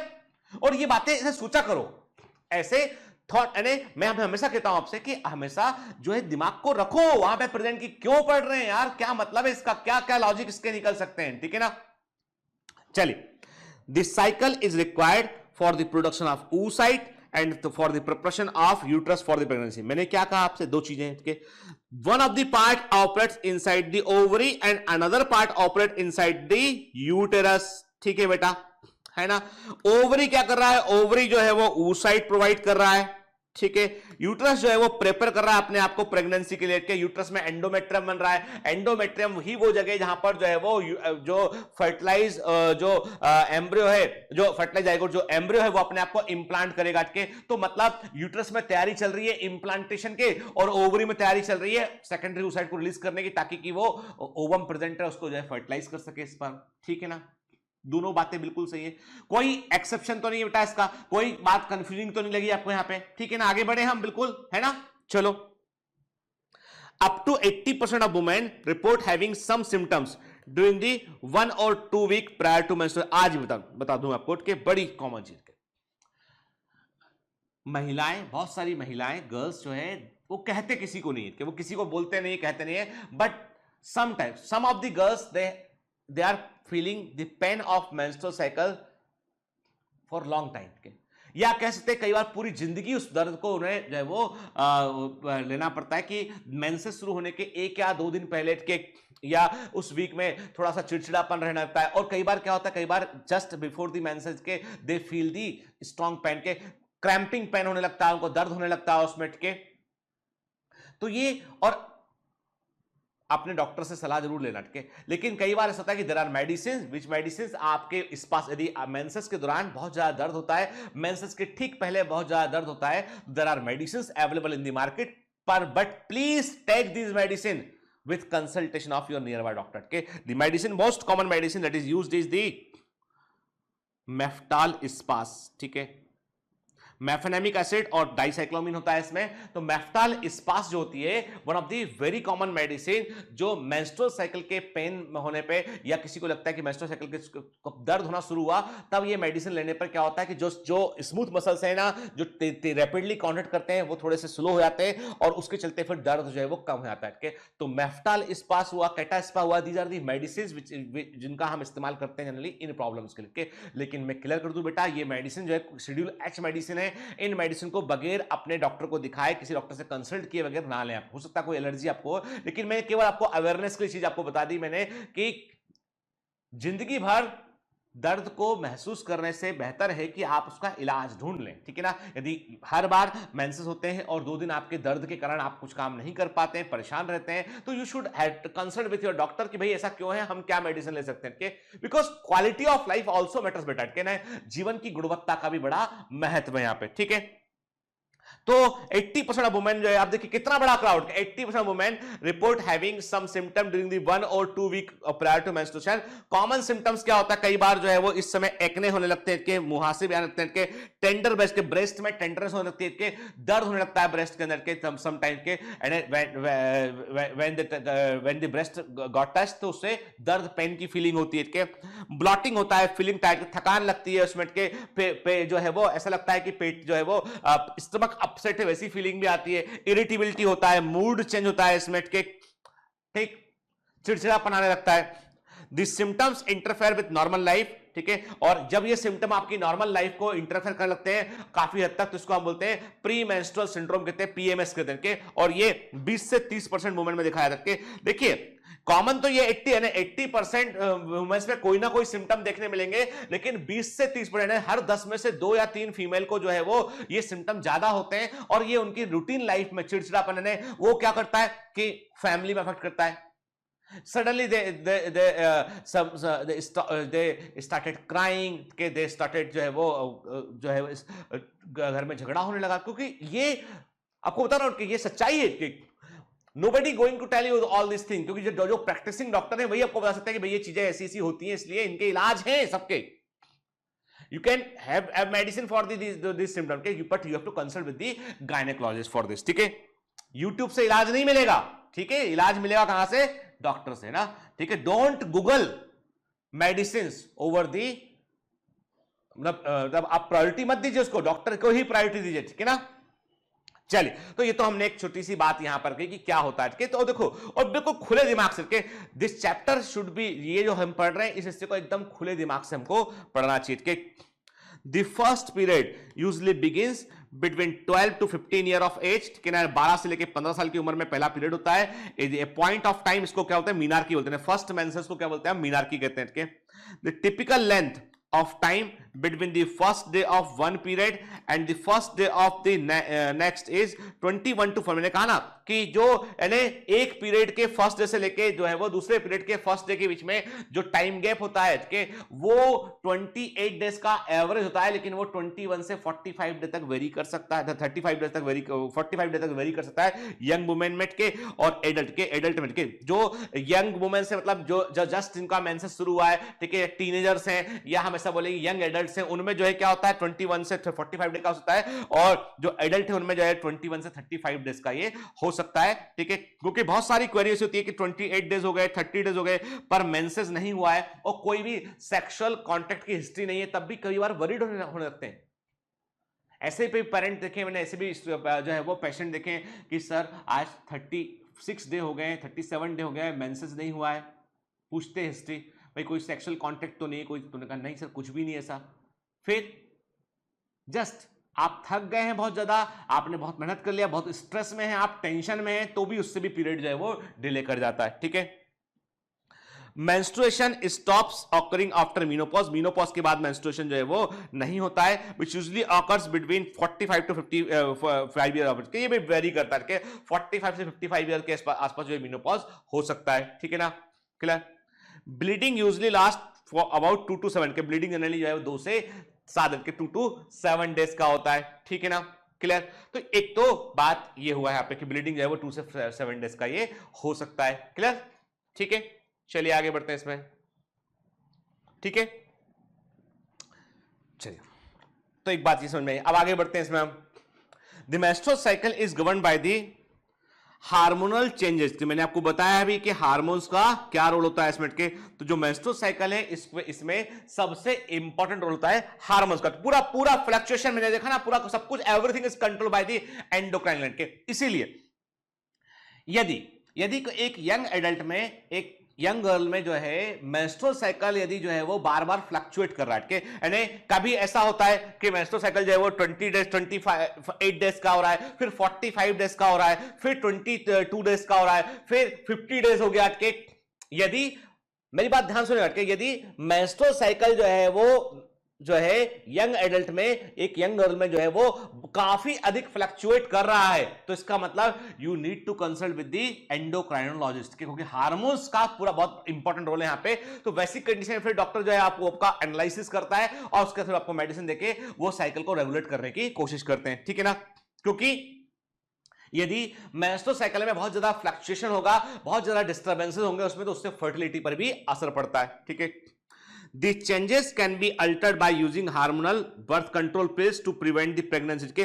अब देखिए जो OCP होती है, ओरल कंट्रासेप्टिव पिल्स होती हैं, क्या आपने सुना OCP, ठीक है। जैसे टीवी में ऐड आता है, माला डी की बात करें हम, सहेली की बात करें, सहेली हुआ, माला डी हुआ, माला एन हुआ, ये बहुत सारी जो है वो मेडिसिन है, ऐसी दवाएं हैं जो है वास्तव में ओरल कॉन्ट्रासेप्टिव पिल्स होती है। अब जैसे एक मेडिसिन आती है जिसे हम बोलते हैं कि जो इमरजेंसी कॉन्ट्रासेप्टिव पिल्स होती है, इमरजेंसी कॉन्ट्रासेप्टिव पिल जो है वो अनसेफ सेक्सुअल कॉन्टेक्ट के बाद जो है विद इन 72 आवर्स के अंदर लेना पड़ता है, कि जैसे आई पिल का टीवी में ऐड आता है कि आई पिल हुआ, ठीक है। देयर आर मेडिसिन जो कि, अब ये मेडिसिन होती क्या है, दीज आर जस्ट हार्मोन्स। क्या होते हैं ये? हार्मोन्स होते हैं, क्योंकि मेंस्ट्रुअल साइकिल पे जो असर पड़ रहा है वो केवल हार्मोन्स का पड़ रहा है, तो ये हार्मोन्स ही होते हैं इनके। तो क्या कहा हमने कहा कि जो मेंस्ट्रुअल साइकिल है वो गवर्न होती है हार्मोनल चेंजेस से, और इनको हम अल्टर कर सकते हैं, कि मतलब देयर आर मेडिसिन। मान लीजिए अब क्या हुआ, ये बहुत रूटीन है कि आप किसी, मान लीजिए कोई घर में पूजा, अब देखिए हमारे मैं तो मतलब मैं इसको सही नहीं मानता हूं कि यदि आप मुझसे बोलेंगे, मुझसे व्यक्तिगत तौर पर पूछेंगे, आप as a human being, as a doctor पूछेंगे, तो मैं इस तरह के जितने भी जो है ना रीति रिवाज, जिसमें कि भाई बहुत की यदि मेंसेस हैं गर्ल्स को तो उनको अलग होना चाहिए, इसको छूना नहीं चाहिए, उसको छूने से अचार खराब हो जाएगा, कि दही नहीं खा, मतलब बहुत सारे ऐसे मिथ है कि ये लड़के जो है बॉयज दे डोंट नो कि हाउ स्मॉल थिंग्स के, छोटी छोटी चीजों में लड़कियां कितना सेक्रीफाइस करती हैं, दी बॉयज नेवर नो के वो समझ ही नहीं सकते उस चीज को। छोटी छोटी चीजें के जो एक सामान्य आदमी को हर्ट कर जाए, आपसे कोई बोल दे कि वहां मत जाइएगा बिकॉज यू हैव मेंसेस, ठीक है, डोंट टच द गॉड, मंदिर में मत जाइएगा, पूजा पाठ में नहीं बैठना आके, because you have menses. Image just life को बदल लीजिए ना, लड़कों में कहता हूं ये लड़कों के साथ होने लगे, चलो ठीक है, फिर बताइए, you feel very awkward and very bad about this all this thing के। तो ये तो पुराने कस्टम है, देखो ये कभी बनाए थे इसलिए कि ताकि लड़कियों को जो है वो पहले खेतों में काम करते थे लोग, आदि मानव की पुरानी बात करें, खेतों में काम का फिजिकल लेबर बहुत अधिक था, तो उन्होंने कहा कि भाई ऐसा ना हो कि फिजिकल लेबर में जो है वो हेल्थ पे असर पड़े, क्योंकि ब्लीडिंग होती है, एनीमिया होता है, उसका अच्छा डाइट नहीं था पहले के। तो लोगों ने ये कस्टम बनाए थे पुराने लोगों ने केवल इसलिए डराने के लिए, ताकि रेस्ट मिल सके लड़की को, गर्ल्स को, फीमेल को। बाद के लोगों ने उसको डिमॉर्फ करते करते उस लेवल तक लेके आ गए। आप मेरी बात से आपके पेरेंट्स या आपके जानने वाले जो जो नहीं समझते इन चीजों को, वो इससे नाराज हो सकते हैं, वो चार बातें बोल भी सकते हैं मेरे को। कैन आई एक्सेप्ट, सहर्ष मैं स्वीकार करूंगा कि मैं जो कह रहा हूं वो सही कह रहा हूं, ठीक है, आप अच्छा लगे या बुरा लगे। तो बात इतनी सी है कि ऐसा भी होता है देर आर, क्योंकि देखो अब आप बोलोगे से आपको कैसे मालूम, बिकॉज मैं एक गवर्नमेंट ऑर्गेनाइजेशन था नाबार्ड के, जो आरबीआई के समान एक बड़ा रीजनल बैंक होता है, वहां पे मैं काफी दिन तक जो है as a medical officer, regional medical head काम किया मैंने यहाँ पे। तो अब वहां की जितनी फैमिलीज थी, सारी फैमिलीज जो है वो उनका डॉक्टर में ही था के।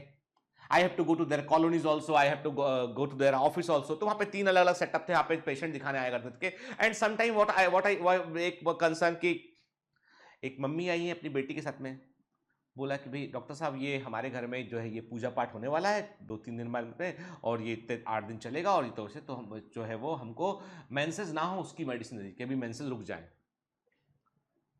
मैं बहुत एजुकेट करने की कोशिश किया उन लोगों को, लेकिन फाइनली जो डिसाइड में दी, मैं मना करूंगा कहीं और जाके किसी और से ले लेंगे मेडिसिन उठ के, तो मैं नहीं, आई नेवर मैं बोलता हूं देखो ऐसा है, नॉर्मल बॉडी फिजियोलॉजी को तुम टच करोगे ना तो उसका क्या परिणाम निकलेगा तुम नहीं जानते चीज को, ठीक है, इसलिए मैं स्ट्रांगली इस विचार को खारिज करता हूं, ठीक है। और दूसरी बात है, ईश्वर ने ही उसको बनाया है ना, और पूजा पाठ से आप बाहर कर रहे हैं तो आप गलत हैं, ईश्वर गलत नहीं है, ठीक है, यू आर द रॉन्ग। अब आप समझ सकते हैं एक बड़े मंदिर का विवाद है जहां पर केवल जो है वो कई लोग इस बात को लेकर बड़े गुस्सा हो सकते हैं, ठीक है। एक विवाद है यहां पर जो है, मैं नाम नहीं लूंगा उसका, लेकिन मैं इतना बोलूंगा कि वहां पर भी यही है कि menstrual womens can not go to the temple, ठीक है ना। उसको लेके बड़ा एक मुहिम भी चला, सब कुछ हुआ उसमें, लेकिन अभी भी मैं कहता हूं आपसे कि जब हम जो है नॉर्मल ह्यूमन फिजियोलॉजी को नहीं समझेंगे और उसको हम ऐसे बाइसेस के साथ देखेंगे ना बेटा, काहे की 21वीं सदी, काहे का 21st सेंचुरी, काहे का साइंस, ठीक है। अरे आज भी हम उसी में उलझे हुए हैं बेसिक्स में। तो बताओ मेरे को कि क्या उम्मीद करते हो भाई। एंड यू, आपको पता है अमेरिकन कॉम्बैट फोर्सेस, ठीक है, उसमें वुमेन्स भी होती है, कॉम्बैट फोर्सेस के लड़ने वाली के, अफगानिस्तान में पोस्टिंग,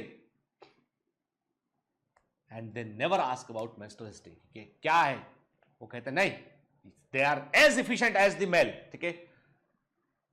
वही ट्रेनिंग, वही टफ ट्रेनिंग कि एक घूसा किसी को मार देना तो 4 दिन तक आदमी ना उठे, होश में ना आए। अमेरिकन जो आर्मी सोल्जर्स, जो वुमेन्स हैं, they are strong enough. India में अब जो है वो कॉम्बैट में महिलाओं को शामिल किया, बहुत रिलक्टेंट है हम लोग लेके उसको, बहुत डरते भी हैं कि नहीं कुछ गलत हो जाएगा।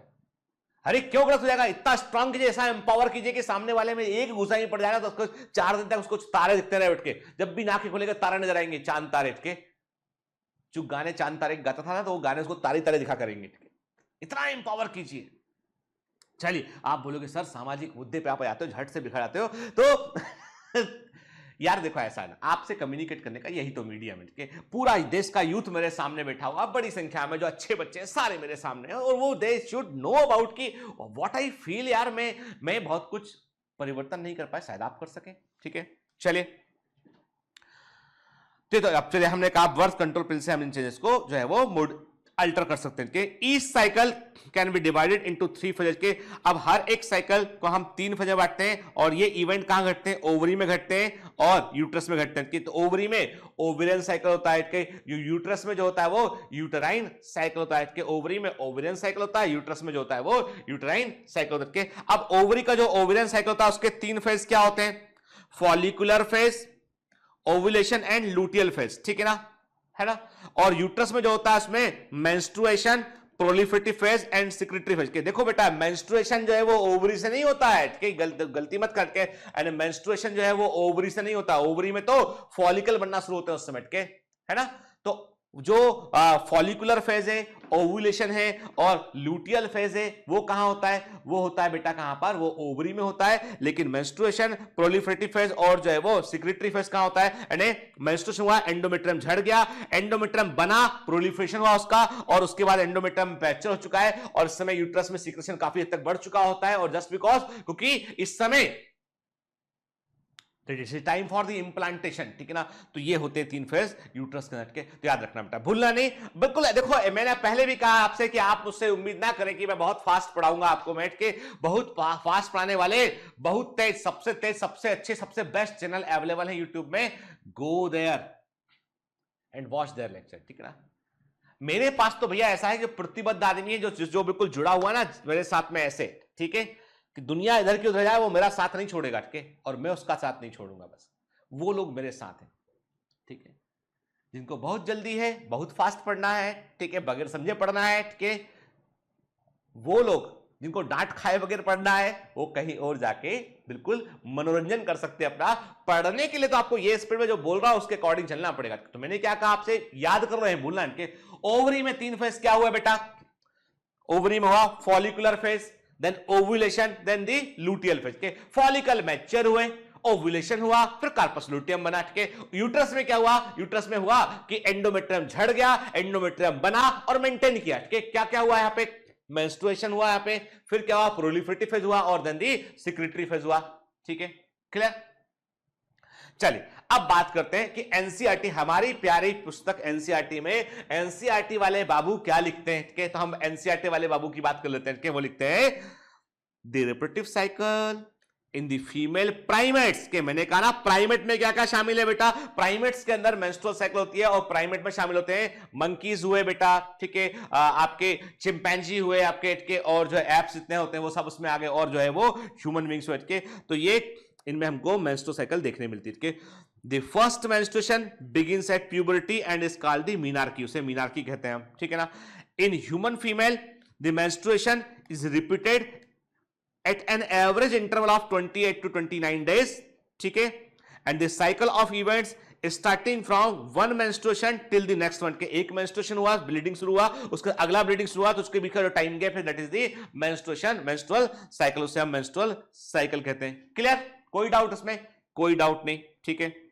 फिर one ovum is released, ovulation में एक ओवम रिलीज होता है during the middle of each menstruation के, हर एक मेंस्ट्रुअल साइकिल के मिडिल में के 14th डे पे, कहां पे निकलता है ये, 14वें दिन के 14th डे पर जो है वो एक जो है वो ओवम जो है वो रिलीज होता है, के। तो one ovum is released during the middle of each menstrual cycle के, हर एक मेंस्ट्रुअल साइकिल के ठीक बीच में जो है वो एक ओवम रिलीज होता है, ठीक है। तो what are the major events in the menstrual cycle, तो हम देखते हैं एनसीईआरटी क्या लिखता है। The cycle starts with the menstrual phase, के साइकिल की शुरुआत मेंस्ट्रुअल फेज से होती है, जहां पर मेंस्ट्रुअल फ्लो होता है, मतलब जो ब्लड बाहर निकलता है उसे मेंस्ट्रुअल ब्लड कहते हैं, मेंस्ट्रुअल फ्लो कहते हैं उसको अब, और ये 3 से 5 दिन चलता है, ठीक है। मैंने कहा ना 2 to 5 डे, 7 डे भी वेरी करता है, परंतु एनसीईआरटी में एक बिल्कुल कॉमन एवरेज लिखा हुआ 3 to 5 डेज, ठीक है ना। The menstrual flow results due to breakdown of the endometrial lining of the uterus, मैंने आपको बताया, and its blood vessels के, आपको पता है ना वो ब्लड वेसल कैसी थी, देखा याद है, हमने देखा था यूट्रस में ऐसी स्प्रिंग के समान कॉइल ब्लड वेसल्स थी उठ के। तो क्या कहा हमने, मेंस्ट्रुअल फ्लो जो है वो क्यों होता है, क्योंकि यूट्रस की एंडोमेट्रियम की लाइनिंग और ब्लड वेसल जो है वो टूटने लगती है और जो रिलीज होती है which form a liquid that comes out through the vagina, जिससे एक जो है वो फ्लो बनता है, लिक्विड बनता है, मेंस्ट्रुअल ब्लड कहते हैं, और वो वजाइना के थ्रू बाहर निकलता है, ठीक है। Menstruation only occurs if the release ovum is not fertilised, के मेंस्ट्रुएशन केवल तब होता है जब ओवम फर्टिलाइज ना हो, के यदि मेंस्ट्रुएशन नहीं हो रहा है तो दैट मे बी पॉसिबिलिटी कि प्रेगनेंसी हो आप, के lack of menstruation may be indicator of pregnancy, IMP, ठीक है, क्लियर। एकदम एक एक बात देखो बेटा, है ना, एनसीईआरटी का एक एक लाइन, इसलिए मैंने इतना सारा कहानी सुना है आपको, क्योंकि क्या कि एनसीईआरटी का एक एक लाइन आपको बिल्कुल आसान लगे, आपको लगे अरे वाह कितना आसान लिखा है, सर तो कितना कठिन कठिन बता रहे थे, कि इतना ऐसा लिखा है, ठीक है। तो ऐसा नहीं बेटा, कॉन्सेप्ट जो है वो एग्जाम में अच्छे खासे लेवल पे एग्जाम में पूछा जाता है, ठीक है ना। फिर however it may also be caused due to some other underlying causes, जैसे स्ट्रेस हुआ, पुअर, मैंने कहा ना मेंस्ट्रुएशन कई बार डिले करता है। यदि मान लीजिए कोई सेक्सुअल हिस्ट्री नहीं है और मेंस्ट्रुएशन आगे बढ़ गया है तो बेटा इसका कारण क्या होगा कि that particular girl is in huge stress में, ठीक है, ट्रामा में है, स्ट्रेस में है, ठीक है, और सम टाइम पुअर हेल्थ है, हाई प्रॉपर हेल्थ नहीं है उसका, बीमार है, उठ के बीमारी में थकान। मैंने ये भी देखा है कि एक लंबा सफर करने माना ड्यूरिंग मेंस्ट्रुएशन के पहले यदि कोई लंबा सफर कर ले उसके दौरान कई घंटों का बस में ट्रेवल कर लिया तो उससे भी कई बार डिले हो जाता है, ठीक है।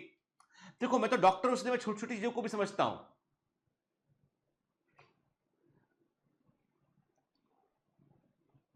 एक बार बड़ी इंटरेस्टिंग बात आपको सुनाता हूं मैं कि एक पेशेंट मेरा, ठीक है, वो पेशेंट जो है वो अकेला, यानी वो एक कोई ऑफिसर थे तो वो अपने कहीं पे रहा करते थे, अपना कॉलोनी थी, उस कॉलोनी में अकेले रहा करते थे उठ के। बड़े मतलब वो अक्सर आके बोलते थे सर कि मेरे को थोड़ा कमर में यहाँ दर्द, मतलब मैं, एक होता है आपका स्पाइन होता है और एक बाजू में यहाँ दर्द होता है मेरे को।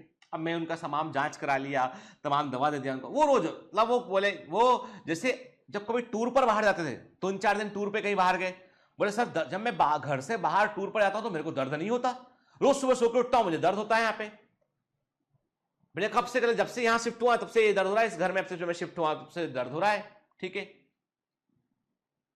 मैंने कहा कुछ तुमने इस दौरान कुछ, उसने कहा साहब मैंने कुछ नहीं। मैंने कहा कोई ऐसी चीज जो आपको आपकी लाइफ, उसने कहा कुछ नहीं साहब, जब मैं इस घर में शिफ्ट हुआ तो मैंने नया गद्दा वद्दा बाहर से ऑर्डर किया, मैंने अच्छा वाला गद्दा मैंने मंगाया बल्कि, और मैं जो है वो उसका यूज करता हूं ताकि मुझे दर्द ना हो। लेकिन मैं जब से वो गद्दा मंगाया तब उसके पहले दर्द नहीं था, अब दर्द ज्यादा होने लगा मुझे, एक ही जगह पे होता है। मैं चिढ़ गया एक दिन, मैंने उसको बोला एक काम करो, नाम नहीं लूंगा उनका मैं, एक काम करो कि ये लो मेरे पास रखा था पेपर कटर, ये पेपर कटर लो, गद्दा काटो, तुम सोते होगे ना उसमें, गद्दा काटो, गद्दे में देखो गद्दे में कुछ है। क्यों? आप यकीन नहीं करेंगे, एक बिक्स की डब्बी गद्दे के अंदर थी, उसमें पता नहीं कहां से आया उसमें, कि जो वो गद्दा जहां बनवाया होगा उन्होंने कहीं ऑर्डर देके क्या करके के, उसमें बिक्स का जो ढक्कन, जो बिक्स का एक छोटा सा कंटर था, अभी तो प्लास्टिक आया, पहले एक लोहे का कंटर था बिक्स करके, तो बिक्स का वो ढक्कन उसके अंदर था, और वो ढक्कन जो है उसको थोड़ा सॉलिड वो जो लेयर होती है उसके नीचे ही वो प्रेजेंट था। और वो सोते थे ना तो वो सिंगल बेड था, वो उनको लगता होगा वो रात भर वो हार्ड सरफेस, तो वो वही दर्द होता उसमें। अगले दिन आदमी लेके आया, बोला अरे डॉक्टर साहब बिल्कुल सही। अब मैं तो उस मजाक में बोल दिया कि लाके गद्दा काट दे भाई, अब कब परेशान कर लिया मेरे को तूने, रोज आता है आधे घंटा लाइन में लग के, और ऑफिस के ऊपर के लोग कहते हैं डॉक्टर साहब क्या हुआ इसको, देखो हर बार रोज टाइम पास करने आता है, आपको दिखाने के लिए क्या है, इलाज नहीं कर पा रहे आप इसका। मैं भी चिढ़ गया कि मैंने कहा ये ले जाओ गद्दा काट लो अपना, गद्दे में कुछ है। आया अगले लेके, डॉक्टर साहब ये देखो ये निकला उसमें। अब मैं सरप्राइज, मैंने कहा देखो, अब मैंने अपने आप को संभाला, मैंने कहा देखो मैंने तो पहले ही कहा था, है ना, आपको कुछ नहीं है। मतलब अमेजिंग लाइफ होती है डॉक्टर्स की, कि आपको ऐसे ऐसे अनुभव होते हैं, कभी कभी मैं आपको शेयर करूंगा इस दौरान, ठीक है। चलो तो अभी मैंने आपसे क्या कहा बेटा इसमें कि स्ट्रेस होता है, कई सारे दरार का, तो हम कहें छोटे छोटे कारणों से भी कई बार मेंस्ट्रुअल साइकिल जो है वो आगे डिले कर सकता है कि the menstrual phase is followed by the follicular phase के, यानी जब ब्लीडिंग हुआ, यानी सिंपल सी बात के ब्लीडिंग हुआ उसके बाद क्या होगा, उसके बाद जो है वो जो फॉलिकल, यानी जो फॉलिकल है वो अपने आप को मैच्योर करना शुरू करेंगे, फॉलिकुलर फेज आएगा के, मेंस्ट्रुअल फेज के बाद में क्या आएगा बेटा, फॉलिकुलर फेज आएगा के। During this phase the primary follicle in the ovary grow to become a fully mature Graafian follicle। इस समय क्या होगा, जो ओवरी के जो फॉलिकल है, प्राइमरी फॉलिकल है, वे अपने आप को ग्रो करना शुरू करेंगे, ग्राफियन फॉलिकल में बदलने की कोशिश करेंगे, ठीक है। एंड इसी समय पे same at the same time क्या होगा बेटा, यूट्रस में simultaneously the endometrium of uterus degenerate through proliferation के। मतलब ये हुआ कि ओवरी में हो रहा है फॉलिकुलर फेज, ठीक है, और at the same time uterus में हो रहा है प्रोलिफरेटिव फेज। यूट्रस में क्या हो रहा है, प्रोलिफेरेटिव फेज, ठीक है। तो याद रखना ये समकालीन है, ठीक है, यानी ओवरी के अंदर फॉलिकल मैच्योर करना शुरू कर रहे हैं, और at the same time uterus के अंदर जो है एंडोमेट्रियम रीजनरेट होना शुरू कर रही है, ठीक है ना, ठीक। This changes in the ovary and the uterus are induced by the changes at the level of pituitary and ovarian hormone, ठीक है। और इन परिवर्तनों में पिट्यूटरी और ओवेरियन हार्मोन की बड़ी भूमिका होती है, ठीक है ना बेटा, क्लियर, ठीक। फिर आगे बात करते हैं, stimulated by gradually increasing amount of estrogen. अब देखो मैंने आपसे कहा ना कि ईस्ट्रोजन का अमाउंट जब मेंसेस हो रहे होते हैं तब स्ट्रम का अमाउंट एकदम बॉटम पे कम होता है, ठीक है। तो धीमे धीमे चूंकि फॉलिकल जब जब फॉलिकुलर फेज होगा तो फॉलिकल ग्रो करेगा तो धीमे धीमे स्ट्रम का लेवल बढ़ने लगेगा। ये एनसीईआरटी में नहीं है, ये अलग से बता रहा हूं, ठीक है। वो लेवल बढ़ने लगेगा, ठीक है। Discharge of blood menses flow stop, जैसे अब देखिए जैसे ही स्ट्रम का लेवल बढ़ना शुरू हुआ वैसे ही जो है वो ब्लीडिंग बंद हो गया। अब जो है एंडोमेट्रियम को रीजनरेट होना है, अब एंडोमेट्रियम को यहां पर बनना है और लाइनिंग ऑफ यूट्रस को थिक होना है। मतलब estrogen play very important role. इसका मतलब इस एक लाइन से हमको मालूम चला कि ईस्ट्रोजन बड़ा इंपॉर्टेंट रोल प्ले करता है। जैसे ही स्ट्रम का लेवल बढ़ना शुरू हुआ तो ब्लीडिंग रुक जाता है और यूट्रस का एंडोमेट्रियम दोबारा से बनना शुरू हो जाता है वो, ठीक है ना। बनाने के लिए ईस्ट्रोजन इंपॉर्टेंट है और मेंटेन रखने के लिए प्रोजेस्टेरोन इंपॉर्टेंट है। This is also important thing, ये भी एग्जाम में पूछते हैं। बनाने के लिए ईस्ट्रोजन रोल प्ले कर रहा है और मेंटेन रखने के लिए प्रोजेस्टेरोन रोल प्ले कर रहा है, ठीक है। Follicle in the ovary begin developing under the influence of a complex interplay of hormone, के कई सारे हार्मोन एफएसएस रोल प्ले, यानी पूरा का पूरा फीडबैक कंट्रोल, इसलिए उसने क्या बोला कॉम्प्लेक्स इंटरप्ले बोला यहां पे। आफ्टर सेवरल डेज वन और ऑकेजनली टू बिकम डोमिनेंट, ठीक है, फॉलिकल के। अब देखिए इसमें ऐसा होता है कि कई बार कभी कभी जो है आपने देखा होगा ट्विंस होते हैं कि डाइजाइगोटिक ट्विंस होते ही नहीं भाई। ट्विंस भी सच्चाई है, मतलब ट्विंस है तो ट्विंस कैसे हो सकते हैं, देखिए सिंपल सी बात है। ट्विंस होने का कारण ये है दो, एक होते हैं मोनोजाइगोटिक ट्विंस कि एक ही जाइगोट बना, एक ही एम्ब्रियो था, वो दो हिस्सों में बट गया, तो ऐसे ट्विंस देखने में एक समान होंगे।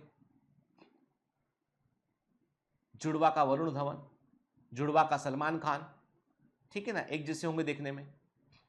वो मूवी है, आपको समझ में आया इसलिए बोल दिया मैंने, के तो मतलब ऐसे ट्विंस जो देखने में एक समान है बिल्कुल के, वो मोनोजाइगोटिक ट्विंस है, एक ही जाइगोट के दो से। लेकिन कई बार कहता कोई ट्विंस होते हैं कि एक भाई है एक बहन है, दो भाई है देखने में अलग अलग है, एक बहन है और एक भाई है, तो इसका मतलब डेफिनेटली दो ओवम थे, दो स्पर्म फर्टिलाइज किए एट द सेम टाइम और दोनों का इंप्लांटेशन हो गया, मतलब ये है डाइजाइगोटिक ट्विंस, ठीक है। तो कभी कभी ऐसा भी होता है कि एक से अधिक जो है वो सेकेंडरी oocyte में रिलीज हो सकते हैं, दोनों ओवरी एक साथ कर सकती है। इट डिपेंड्स अपन कि हार्मोन का क्या लेवल था। इसलिए कभी हम देखते हैं कि देयर आर फैमिलीज, कुछ फैमिलीज यहाँ पे कि ट्विंस ज्यादा होते हैं, तो वो केवल इसलिए कि उनके जेनेटिक्स के अंदर हार्मोन्स का लेवल ज्यादा बढ़ जाता है, इसलिए वो कई बार दो ओवुलेशन भी हो जाते हैं, ठीक है। तो मैंने कहा non dominant follicle shrink die कर जाएगा, उठ के डोमिनेंट बचा रहेगा। अप्रोक्सीमेटली मिड साइकिल, तकरीबन जो है वो मिड साइकिल की बात करें हम के 14 डे के आसपास बात करें, 24 से 36 hours after the luteinizing hormone surges के ऐसा माना गया है कि जैसे ही मिड साइकिल के मिड में तकरीबन 24 घंटे पहले ओवुलेशन के तकरीबन 24 आवर पहले, देखिएगा आप एलएस सर्ज का ग्राफ देखिएगा, ओवुलेशन के ठीक पहले दिखाई पड़ता है ना। एलएस सर्ज वाला कर्व जो है ना वो ओवुलेशन के ठीक पहले ने, देखो ऐसा है बना हुआ है वो, और ओवुलेशन की लाइन ऐसी खींची हुई है, ठीक है ना, ग्राफ में।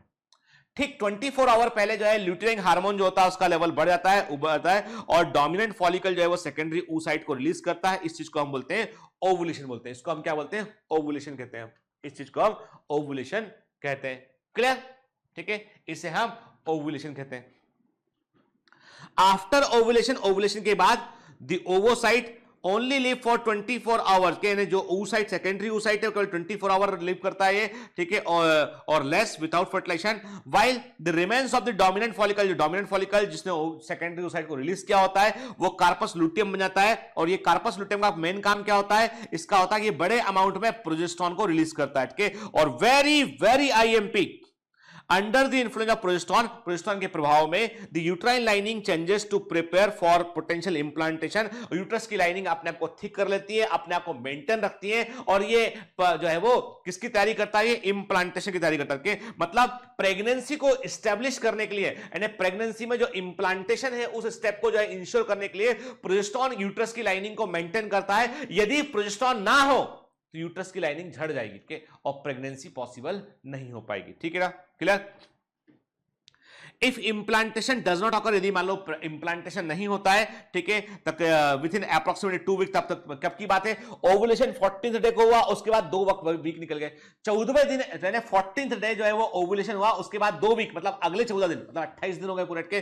और मान लो इंप्लांटेशन नहीं होता है, the corpus luteum will involute, के कार्पस लुटियम श्रिंक कर जाता है, स्पाइरल हो जाता है, और धीमे धीमे जो है वो तेजी से धीमे धीमे छोटा छोटा होकर वो बनने के बाद ही उसका वो धीमे धीमे छोटा होने लगता है। लेकिन होता ये कि जैसे ही 2 वीक के अंदर इम्प्लांटेशन हुआ तो तेजी से कार्पस लूटेम जो है वो खत्म होने लगता है और उसके चलते प्रोजेस्टेरोन का लेवल और ईस्ट्रोजन का लेवल जो है वो तेजी से ड्रॉप कर करके देयर इज शार्प ड्रॉप के, यानी प्रोजेस्टेरोन का लेवल एकदम नीचे गिरता है, ईस्ट्रोजन का लेवल भी नीचे गिरता है के, और इसके चलते जैसे ही मैंने कहा ना ईस्ट्रोजन जो है वो यूट्रस के एंडोमेट्रियम को बनाने में रोल प्ले करता है और प्रोजेस्टेरोन मेंटेन करने में रोल प्ले करता है। दोनों हार्मोन जो यूट्रस के एंडोमेट्रियम को मेंटेन करने में रोल प्ले कर रहे थे, दोनों का लेवल शार्पली डिक्लाइन हो गया, शार्पली नीचे चला गया। क्या होगा? यूट्रस की एंडोमेट्रियम अपने आप को मेंटेन नहीं कर पाएगी, वो शेड कर जाएगी, बाहर निकल जाएगी। और क्या बोलेंगे? हम बोलेंगे मेंस्ट्रुएशन बोलेंगे आपके। क्या बोलेंगे इसको? ब्लीडिंग होना बोलेंगे, मेंस्ट्रुएशन बोलेंगे इसको हम, ठीक है ना। मेंस्ट्रुएशन जो है हमें प्राइमेट्स में देखने मिलता है, तो अभी लिखा हमने यहाँ पे, है ना बेटा? क्लियर? ठीक है ना। तो देखो मतलब ये जो 4 अवस्थाएं देखी थी हमने यहाँ पर, ठीक है, जो यूट्रस के अंदर घट रही थी कि जो है वो क्या हुआ, मैंने कहा कि ओवरी के अंदर क्या है, ओवरी के अंदर जो है वो आपका अपना फॉलिकल्स बन रहे हैं, फॉलिकुलर फेज है, ओवुलेशन फेज है और लूटेल फेज है। और यूट्रस के अंदर at the same time uterus के अंदर क्या होता है? मेंस्ट्रुअल फेज है, प्रोलिफरेटिव फेज है और क्या है वो? सिक्रेटरी फेज है। ठीक है, देखो डायग्राम में यूट्रस दिखाई पड़ रहा है के, तो ओवरी और ओवेरियन साइकिल और यूट्राइन साइकिल दोनों आपस में क्लोजली ओवरलैपिंग होती है। ठीक है ना, क्लियर? अब एनसीईआरटी क्या लिखता है? The secretion of gonadotropin LH and FSH increase gradually during the follicular phase. देखिए मैंने कहा ना आपसे, फॉलिकुलर फेज के दौरान, क्योंकि देखो अब आपसे मैं पूछता हूं क्यों फॉलिकुलर फेज के दौरान एफएसएच का लेवल क्यों बढ़ा? क्योंकि उसको ईस्ट्रोजन का लेवल बढ़ाने का है। तो ईस्ट्रोजन का लेवल बढ़ाने का है तो एफएसएच का लेवल बढ़ने लगा। इसका प्रभाव पड़ा किस पर? फॉलिकल पर इफेक्ट पड़ा। फॉलिकल ने ईस्ट्रोजन को निकालना शुरू किया उसने, ठीक है, लेवल बढ़ा। यहां पे एलएच का लेवल क्यों बढ़ रहा है? क्योंकि इसको जो है वो ओवुलेशन कराना है इसको, तो इसका धीमे धीमे एलएच का लेवल बढ़ रहा है। लेकिन ठीक ओवुलेशन के 24 आवर पहले इसका लेवल पीक पर होता है, एलएच सर्ज बोलते हैं इसको, ठीक है। And stimulate follicular development as well as the secretion of estrogen by the growing follicle। देखिए क्या है, एनसीईआरटी बिल्कुल साफ साफ लिखा है बेटा, कोई कंफ्यूजन मत रखना आपके दिमाग में, ठीक है, बिल्कुल भी कंफ्यूज होने की जरूरत आपको नहीं है, ठीक है। क्या लिखा है? जो आपका एलएच है, ल्यूटिनाइन हार्मोन है, एफएसएच है, ठीक है, ये फॉलिकुलर फेज में इनका लेवल धीमे धीमे बढ़ने लगता है और ये फॉलिकल के डेवलपमेंट को जो है प्रमोट करते हैं और इससे ईस्ट्रोजन का लेवल जो है वो बढ़ने लगता है, ठीक है। Both LH and FSH attain a peak level के सबसे टॉप पर at the middle of the cycle around 40 दिन के, तकरीबन 14वें दिन के FSH भी अपने लेवल पर हाईएस्ट पे होता है और LH तो पीक पर होता है, LH सर्ज बोलते हैं, ठीक है, क्लियर? रियल बात ये है कि 14 दिन के ठीक 24 आवर पहले ऐसा होता है मिडिल ऑफ द साइकिल में, ठीक है।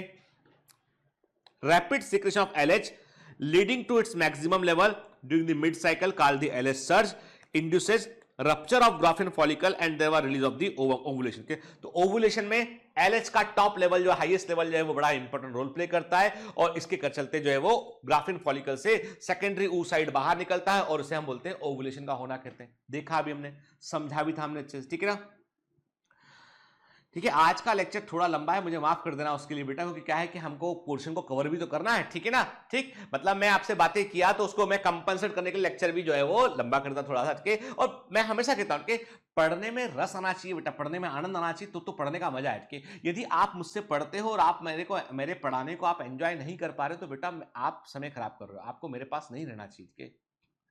मतलब for you I am not the good teacher, ठीक है, and I accept this thing। यदि if you are not enjoying biology with me, then मेरे और आपके सर्किट में अंतर है, ठीक है, तो आपको उसके पास जाना चाहिए जिससे आप समझ पा रहे हैं चीजों को, ठीक है। And I will be happy कि इफ यू आर सक्सेसफुल, ठीक है, आई विल बी हैप्पी कि आपको वहां समझ में आ रहा है जहां पढ़ रहे हैं आप, ठीक है। यदि मैं पढ़ा रहा हूं, आप पढ़ रहे हैं और आपको मेरा पढ़ाया समझ में नहीं आ रहा है, इसका मतलब यह है कि हम दोनों ठीक नहीं कर रहे हैं, ठीक है। And I will be feeling guilty कि आपको मुझे सलाह कि आप नहीं समझ पा रहे हैं, बताना जरूर मेरे को कि आपको सब समझ बराबर आ रहा है नहीं आ रहा है, ठीक है। That there is always chances to improve our self, कि अपने आप को इंप्रूव करने की हमेशा संभावनाएं होती हैं। कि मैं इतने साल से 18-20 साल से प्रैक्टिस कर रहा हूं, क्या मैं प्रैक्टिसिंग फिजिशियन के, स्टिल आई थिंक कि I should learn every day, I am learning each and every day. And मैं हमेशा कहता हूं जिंदगी में याद रखना बेटा, कभी भी जिंदगी में अपने आप को हर दिन सर्वश्रेष्ठ बनाने की कोशिश करना। Every day is opportunity to give your best के, एंड नेवर थिंक अपने बारे में कभी ये गलतफहमी मत रखना कि आप सर्वश्रेष्ठ हो चुके हैं, क्योंकि एक पीक के बाद हमेशा ग्राफ जब पीक पर पहुंचता है फिर वो डाउन ही होता है नीचे के।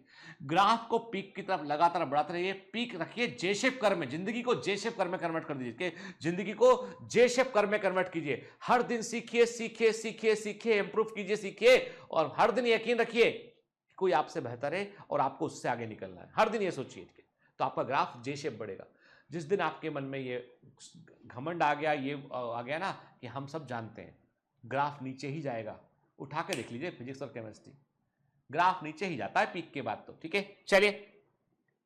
तो अभी मैं कह रहा हूं आपसे, the ovulation, ovulatory phase is followed by the luteal phase. के ओवुलेशन के बाद क्या लुटियल फेज होता है, during which the remaining part of the Graafian follicle transform as corpus luteum में कन्वर्ट होता है। The corpus luteum secrete large amount of progesterone. Corpus luteum बड़ी मात्रा में जो है वो प्रोजेस्टेरोन को सीक्रेट करती है बेटा, ठीक है, जो कि it is essential for the maintenance of endometrium. Exam का क्वेश्चन के प्रोजेस्टेरोन एंडोमेट्रियम को मेंटेन करने के लिए एसेंशियल होता है, बहुत अधिक आवश्यक होता है ये, ठीक है, clear. Such an endometrium is necessary for implantation of the fertilized ovum। और ऐसी एंडोमेट्रियम जो मोर थिकन होती है, मेंटेन रहती है, वो ओवम के, फर्टिलाइज ओवम के इंप्लांटेशन के लिए जरूरी होती है बेटा, वो ठीक है ना, clear. During pregnancy all the event of menstrual cycle stop, there is no menstruation. याद रखिएगा, प्रेगनेंसी के दौरान मेंस्ट्रुएशन नहीं होता है, यानी प्रेगनेंसी के दौरान एक बार जो स्टेटस कंडीशन बन चुकी होती है, इंप्लांटेशन हो चुका होता है, फिर एंडोमेट्रियम को पूरे गेस्टेशन पीरियड तक मेंटेन रखा जाता है। एंडोमेट्रियम को पूरे गेस्टेशन पीरियड तक मेंटेन रखा जाता है जब तक कि बच्चे का जन्म ना हो जाए, ठीक है। यदि फर्टिलाइजेशन नहीं होगा तो कार्पस लुटियम डिजेनरेट करता है, क्योंकि उस समय LH का और FSH का लेवल जो है वो डाउन होता है। इवन इसलिए हम बोलेंगे कि LH का और ईस्ट्रोजन, हमें बोला चाहिए LH का और ईस्ट्रोजन का लेवल और साथ में FSH का लेवल डाउन होता है, जिसके चलते लुटियम अपने आप को मेंटेन नहीं कर पाती है, ठीक है ना, clear. This causes disintegration of endometrium leading to the menstruation। अब जैसे ही जो है फर्टिलाइजेशन नहीं होता है, कार्पस लुटियम जो है वो अब कार्पस लुटियम क्यों डाउन डिजेनरेट हुआ, कि देखो जैसे फर्टिलाइजेशन नहीं हुआ तो LH का लेवल एकदम शार्पली डिक्लाइन हुआ। LH का लेवल डिक्लाइन हुआ तो luteinising hormone is important to maintain the corpus luteum, and corpus luteum is important to maintain the endometrium. अब जो कार्पस लुटियम खुद को ही मेंटेन नहीं कर पा रहा है तो प्रोजेस्टेरोन का लेवल नीचे गया, तो उससे फिर वो जो है एंडोमेट्रियम मेंटेन नहीं रह पाएगा, ठीक है ना। तो उससे क्या होगा, मेंस्ट्रुएशन होगा बेटा, ठीक है। और ह्यूमन बींग्स में मेंस्ट्रुअल साइकिल जो है वो 50 साल की उम्र के आसपास जो है लगभग रुक जाती है फीमेल्स के अंदर, इसे मेनोपॉज कहते हैं, ठीक है। Then the cyclic menstruation is an indicator of normal reproductive phase and extend between menarche and menopause के, यानी हर महीने जो है menstruation का होना एक हेल्दी रिप्रोडक्टिव साइकिल को बतलाता है, और ये जो है अपना मीनार्की से लेकर मीनोपॉज तक लगातार चलता रहता है, ठीक है। यहां पर तो बात खत्म हुई है एनसीईआरटी के अकॉर्डिंग के, मतलब हमने एनसीईआरटी के अकॉर्डिंग इसको अच्छे से देख लिया, ठीक है। आगे बात करेंगे हम आगे कुछ हार्मोन्स के लेवल पे बात करेंगे, कि जैसे मैंने कहा कि अब जैसे एक इसमें जो है वो जो मैंने आपसे पहले भी डिस्कस किया है, और नेक्स्ट क्लास में हम इस ग्राफ से शुरुआत करेंगे बेटा, के यानी बिल्कुल यानी आपका जो एनसीईआरटी का ग्राफ है ना, इस अगली क्लास में हम एक ब्रीफ, देखो मैं पहले ही बता दूं कि अगली क्लास में मैं थोड़ा पढ़ाऊंगा कम आपको, लेकिन मैं आपका ब्रीफ रिवीजन कराऊंगा इसका कि जो पढ़ा है ना हमने, और वहां पे हम ग्राफ को देखेंगे, यानी एक ग्राफ के टुकड़े काट लेंगे इसके, हम मैं इसके 3 हिस्से कर लूंगा और तीनों हिस्सों को आपको समझाने की कोशिश करूंगा कि क्या क्या परिवर्तन कहां पर होने के। आज का आपका होमवर्क ये है, आज का आपका होमवर्क ये है कि जो मैंने आज आपको पढ़ाया है ना, उसको अच्छे से पढ़ना, समझना अच्छे से उसको बेटा, और फिर इस ग्राफ का इंटरप्रिटेशन करना, इस ग्राफ को समझने की कोशिश करना, ठीक है। नेक्स्ट क्लास में हम इस ग्राफ को डिस्कस करेंगे, ठीक है। उम्मीद है बेटा आपको पढ़ने में मजा आ रहा होगा, ठीक है, क्लियर, ठीक है। और देखो कमांडोज, एक बात मेरी गांठ बांध लो, जितना आप एफर्ट कर रहे हैं, मेहनत कर रहे हैं, उस दौरान आपको ऑब्स्टिकल्स भी आए, कुछ ऑब्स्टिकल्स मैंने भी आपके सामने रखे हैं, और मैं इसके लिए आपकी जो तकलीफ आपको हो रही है थोड़ी सी, उसके लिए पूरी टीम काम कर रही है बेटा, वीडियोस के लिए, इन सब चीज़ों के लिए। ऑलमोस्ट वेबसाइट पर शायद अपडेट आ भी चुका है, तो तमाम चीज़ें हैं, ऐप पर आ जाएगा, उन्होंने बोला है कि वेडनेसडे थर्सडे तक आ जाएगा वो, तो बेटा जो भी तकलीफें हुई ना, मैं उसके लिए आपसे जो है वो क्षमा मांगता हूँ उन तकलीफों के लिए, लेकिन मैं सिर्फ और सिर्फ देखो बेटा, ऐसा है ना कि बाकी सारे लोग तो अपने आप को प्रमोट करने के लिए कहेंगे। किसी ने बोला कि सर यदि आप यूट्यूब पे नहीं पढ़ाओगे तो कैसे आने वाले बच्चों को मालूम चलेगा कि आप पढ़ाते हो, आप कोई टीचर हो यूट्यूब पे। यदि मुझे आपके होते हुए किसी को बताने की जरूरत मुझे पड़ रही है, मतलब मैं फेल हूं बेटा, ठीक है। ये काम आपका है, ये काम मेरा नहीं है कि बायोमेंटर्स में कैसे पढ़ाते हैं, बायोमेंटर्स के टीचर कैसे है, बायोमेंटर्स किस तरह का ऑर्गेनाइजेशन है, किस तरह का इंस्टीट्यूट है, इसको बारे में बात करना का काम आपका है, ठीक है। मेरा काम है सच्चे दिल से सच्ची पूरी मेहनत करके आपको पढ़ाऊं मैं, के यदि मेरी माउथ पब्लिसिटी आपके थ्रू नहीं होती है तो मतलब मैंने कुछ नहीं किया है लाइफ में अपनी, ठीक है, कुछ भी नहीं किया, ठीक है। और मुझे उसके बावजूद यदि जो है बड़े पैमाने पर विज्ञापन देना पड़ता है, अपने आप को सेल्फ प्रमोट करना पड़ता है, तो इसका मतलब यह है कि ऑर्गेनाइजेशन इज ए फेल, ठीक है, because nobody want to talk about it, के। तो ये प्रश्न उठाया आपने बेटा, मुझे मालूम आप बहुत जुड़े हैं मुझसे, इसलिए आपने एक प्रश्न उठाया, लेकिन मुझे पूरा यकीन है कि आप सब लोगों के होते हुए मुझे कोई चिंता करने की जरूरत नहीं है, ठीक है। मेरी परिवार मेरे साथ में, मेरी फैमिली मेरे साथ में, और हम जीतेंगे, जरूर जीतेंगे। All the best.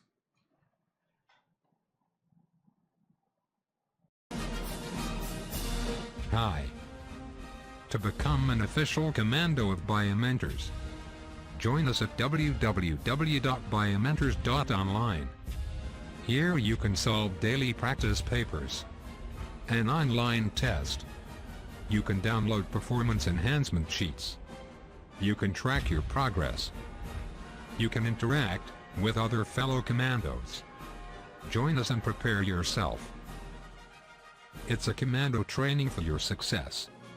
Download Biomentors online app from Google Play Store.